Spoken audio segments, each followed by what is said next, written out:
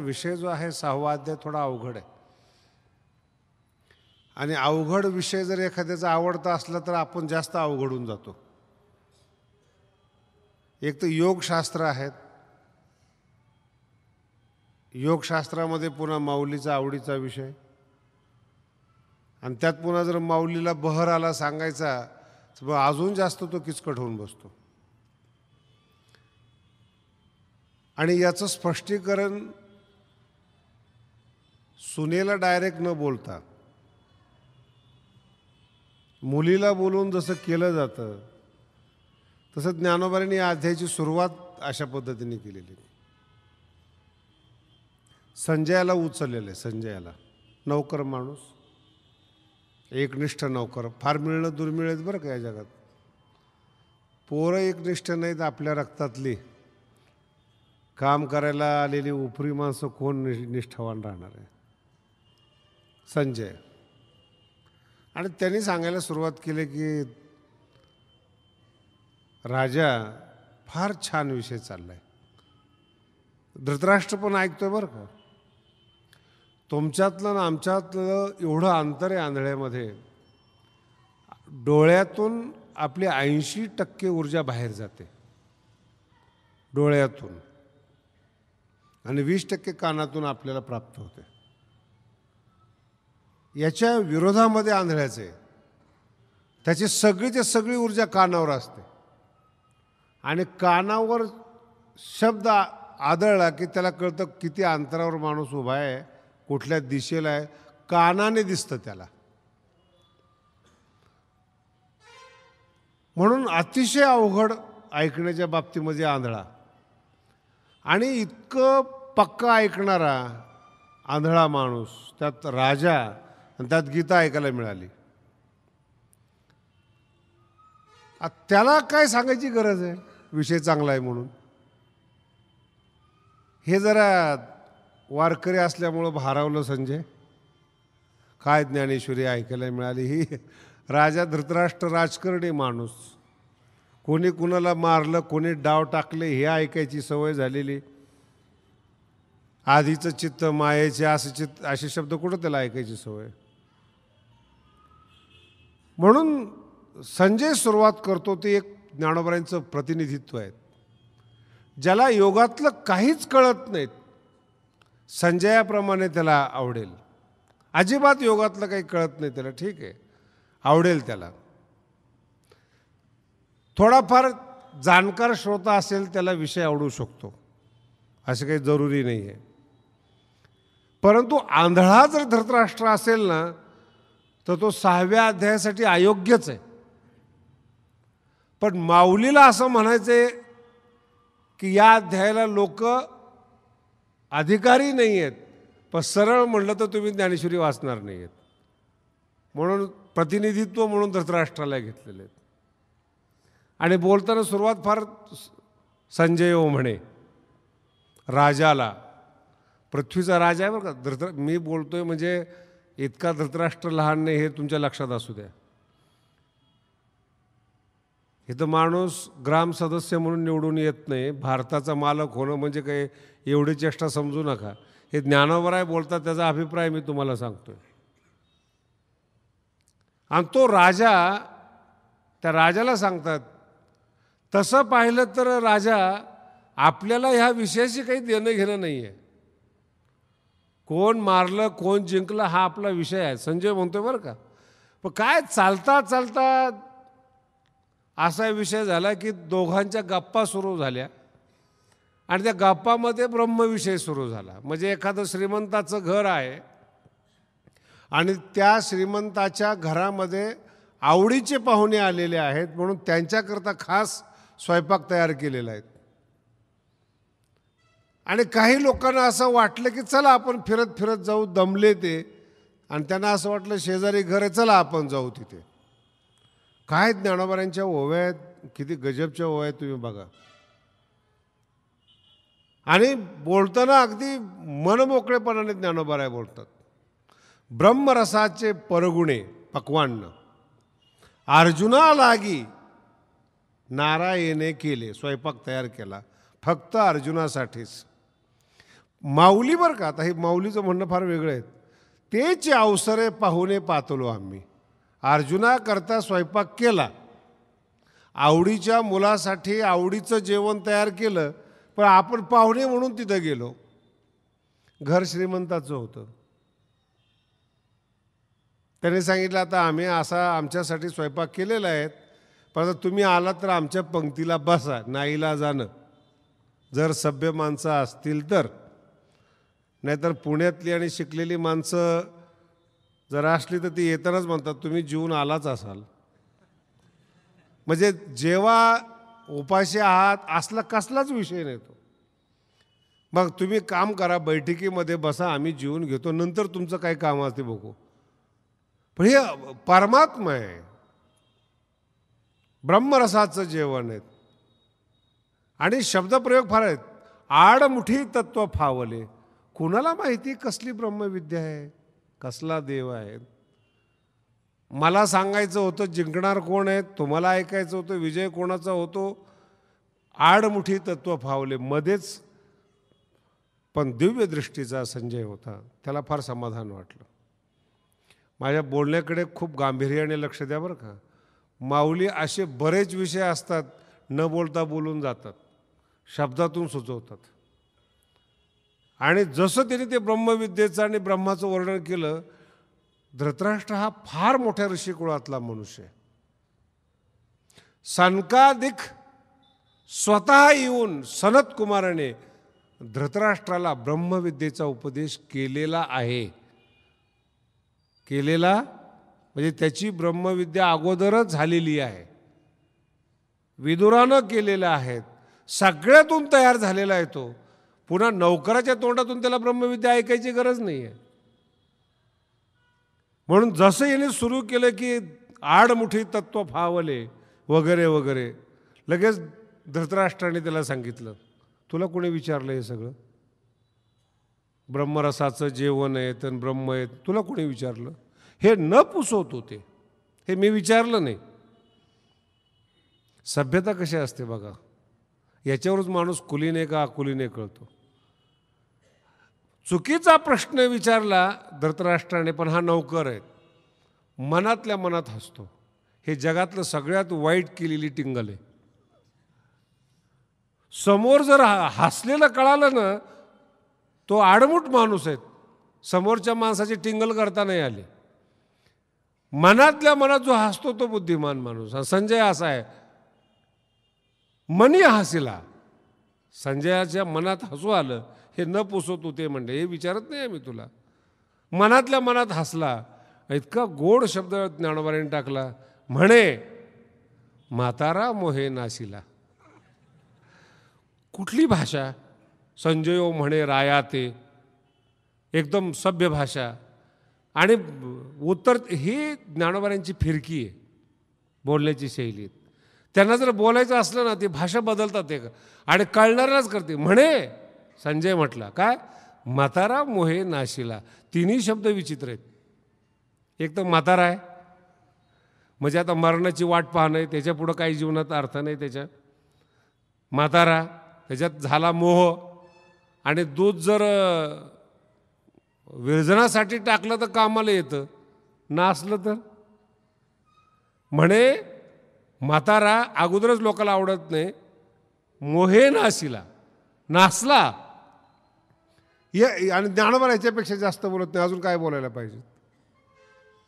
हे ज्ञानोबा कुठल्या टायमाला कोणते शब्द निवडतात, वाक्याला अलंकार कसे देतात, हे खूप समजण्यासारखं आहे. भगवान शंकर गीतेचं चिंतन करतात, ठीक आहे, श्रेष्ठ चिंतन करतात. आणि पार्वती जी नित्यनूतन स्वरूप आहे, देवी आहेत, भगवती आहेत, नवऱ्याचं लक्ष आपल्याकडे आकर्षित करावं म्हणून सजून आलेली आहे. आणि त्या कुठल्याही स्त्रीला असं वाटत असतं ज्यावेळेस मी नवीन सजून येते, नवऱ्याने थोडं साडीचं कौतुक केलं पाहिजे, सौंदर्याचं कौतुक केलं पाहिजे. आणि ही भावना पार्वती स्त्री असल्यामुळं तिच्यामध्येही आहे. पण नेमकं गीतेच्या चिंतनामध्ये गुंतलेले शंकर, स्मशानात राहणारे संन्यासी, आणि पुन्हा चिंतनात गुंतले. ती येऊन उभी राहिली तरी लक्ष नाही. अशा वेळेस जगातल्या सगळ्या स्त्रियांना एकच डाऊट येतो, माझ्याशिवाय दुसरं कोणी डोक्यात आहे का? मी समोर असताना अजून कोणी हिच्या डोक्यात? सगळ्यात मोठा संशय हा. सगळं प्रेम केलं जाईल पण इथे मात्र बाई कच्ची पडते. अजून कोणी डोक्यात आहे का? पार्वतीला वाटलं मी एवढी सजून आले, एवढं सगळं करून आले, शंकर माझ्याकडे कोणी डोक्यात आहे का? खात्री करावं. ते तर भवानी प्रश्न करी चमत्कारोनी. चमत्कारोनी आश्चर्य, एवढी सजून आले मी आणि पाहत नाहीत माझ्याकडे. चमत्कारोनी. आता इथे तुम्हाला काहीच कळलं नाही, ह्या ओवीतली विशेषता आहे. भगवान शंकर काही दारू पित नाहीत, व्यसनी नाहीत, कुठे गेलेले नाहीत, कायमस्वरूपी घरात बसलेले, स्मशानात बसलेले. त्यांच्यावर काय संशय घ्यायचा? काही संशय घेण्यासारखं शंकरावर नाही. मग आता देवीला बोलायचं पण नाही, कळवायचं ते तुम्हाला. शब्द बदलला. पार्वती नाही, ते तर भवानी प्रश्न करी. शब्द काय वापरला तिथं?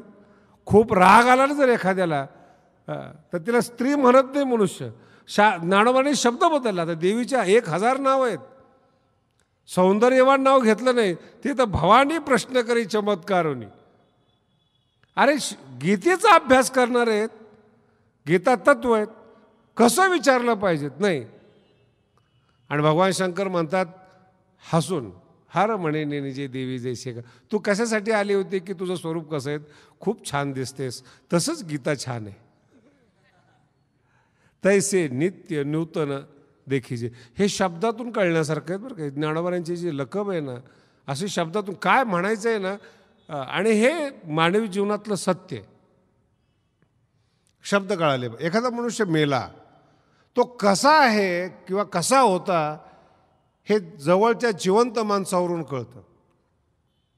मनुष्य जर गेला असेल तर लोक म्हणतात ब्रह्मलीन झाले, निवर्तले. साधारण असेल मेले, जरा बदमाश असेल खपला. अर्थात काही बदल नाही आहे. म्हणजे मृत्यूची जी क्रिया आहे ती सारखीच आहेत, शब्दामध्ये बदल पडतो आणि ते शब्द आपलं जीवन असतं. तुम्ही काय केलं जीवनामध्ये हे जिवंत माणसं एका शब्दात प्रकट करतात. उलथला हा त्याला अवघड शब्द आहेत. आणि काही माणसं जर बोलायला लागले ना, बरा झाला गेला, बरा झाला म्हणजे हा पृथ्वीवर भार होता. असलं जीवन जगणारी माणसं या जगामध्ये आहेत. किती लोकांना त्रास देत असतील, किती लोकांचे हृदय दुखवत असतील, किती लोकांचे घरं उच्छाद करत असतील, किती लोकांना लुटत असतील. ह्या सगळ्या जीवनाचा सारभूत प्रश्न म्हणजे एक शब्द असतो. ज्ञानोबाराय म्हणतात म्हणे म्हातारा मोहे नाशिला. काही मोठा माणूस काय बोलणार याच्यापेक्षा? नाशिला जन्म व्यर्थ गेला महाराज. 100 वर्ष तुम्ही जगला असाल, नाशिले, कोणाच्याच कामाला तुमचं जीवन आलं नाही, कोणाच्याच कामाला आलं नाही. केवढा भयंकर शब्द आहे हा. किंवा अजून काय बोलायला पाहिजे ज्ञानोबारायांनी?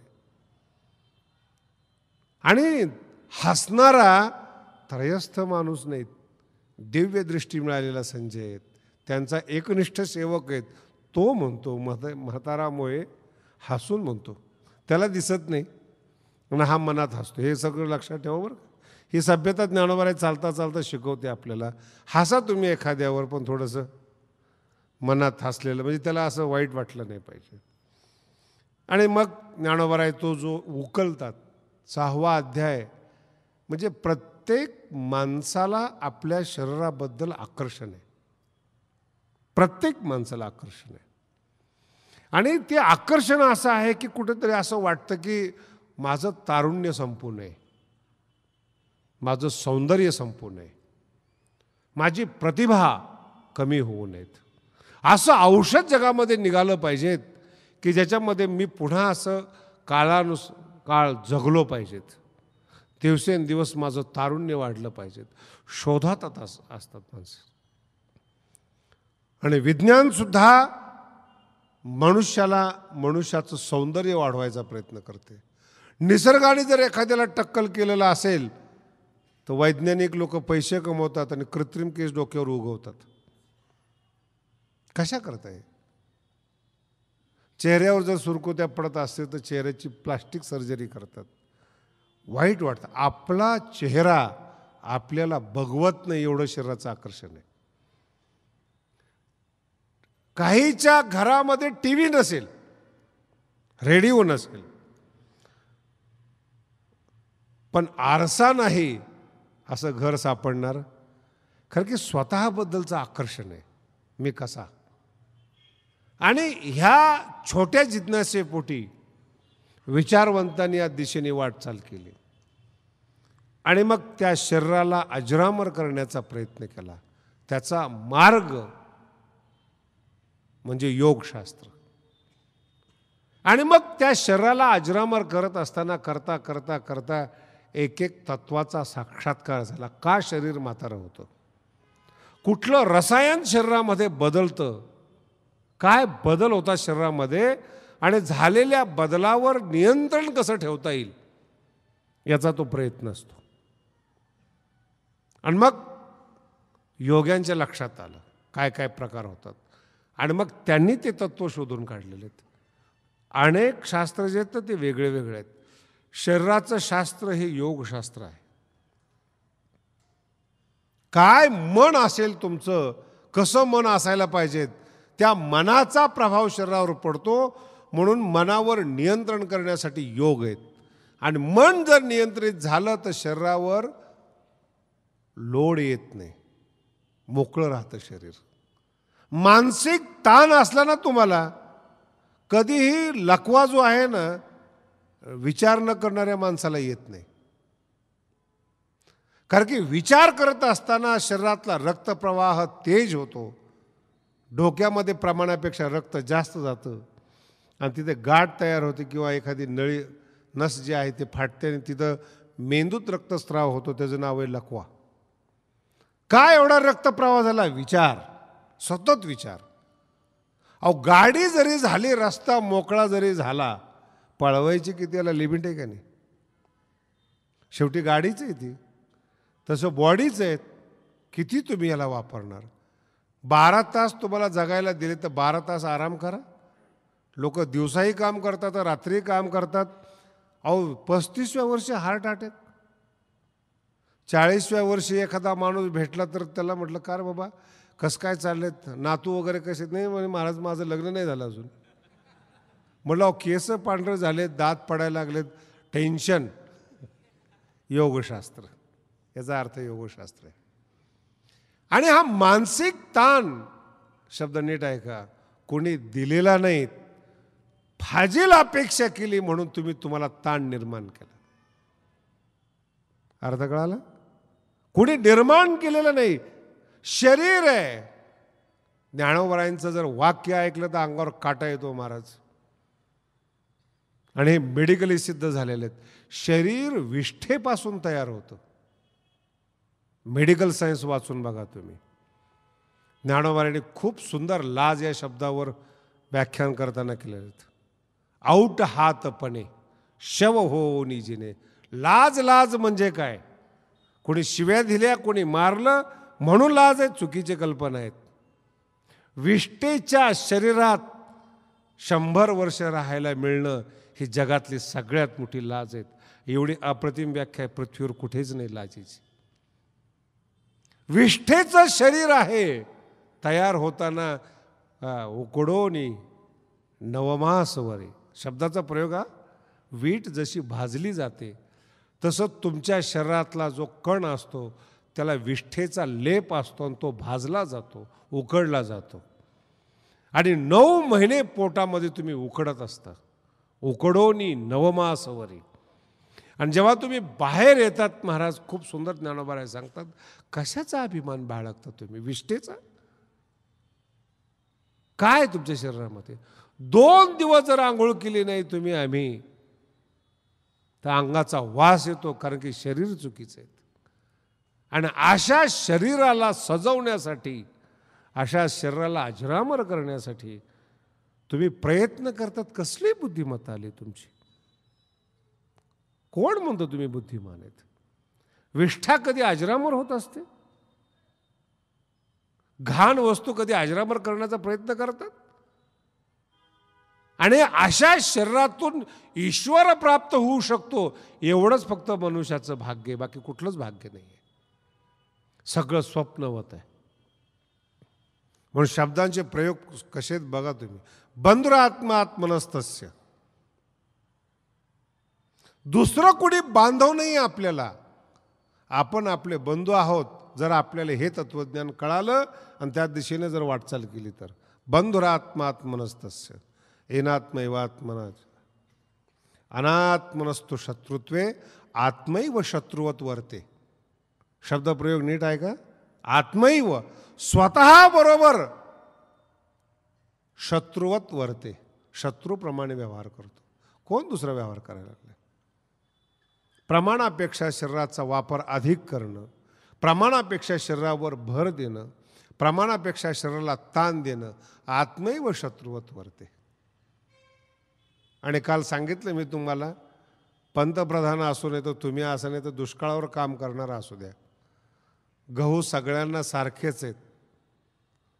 भारी दुकानातून घेतले तर 2 रुपये महाग असतील, पण गव्हाशिवाय मनुष्य दुसरं काही खाऊ शकत नाही.